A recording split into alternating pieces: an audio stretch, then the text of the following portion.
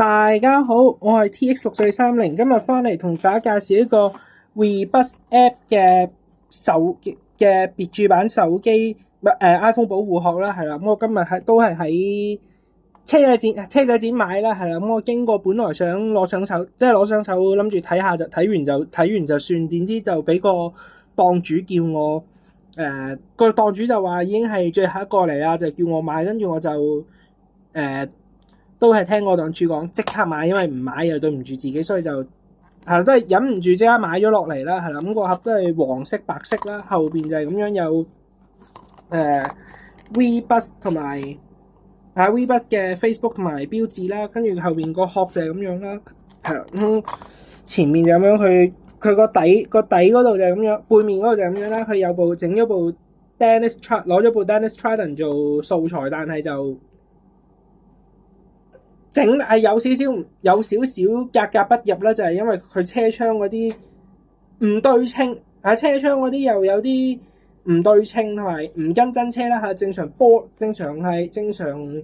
你樓梯應該係用玻璃，唔係好似用旁板，係佢整到似樣板嘅 Dennis Trident 咁樣，係啦。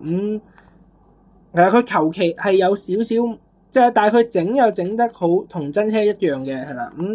我依家就開咗俾大家睇下先，同埋個盒我都翻嚟嗰陣都自己整過啦，因為始終都應該都係14年之前出嘅啦。個電話殼係應該係啦，出咗14年，但係就有啲雙面膠紙嗰啲已經甩晒啦。咁我翻嚟自己要自己再黐過，係啦。個電話套就係咁樣啦，係啦。佢係 iPhone 4嘅 size 啦，係啦。我唔知有冇觀眾都當年都即係可能都有收過，即係都有收到呢個電話殼啦，係啦。佢就係咁樣啦，有個就係白色為主啦，但係側邊啲膠好似啲膠又氧化咗啦，但係唔知係咪因為即係雖然係耐冇開，唔知係咪入咗啲空氣定係點樣啦，但係都氧化咗係。我而家攞個 iPhone 圖嗰帶就做示範下先，係啦。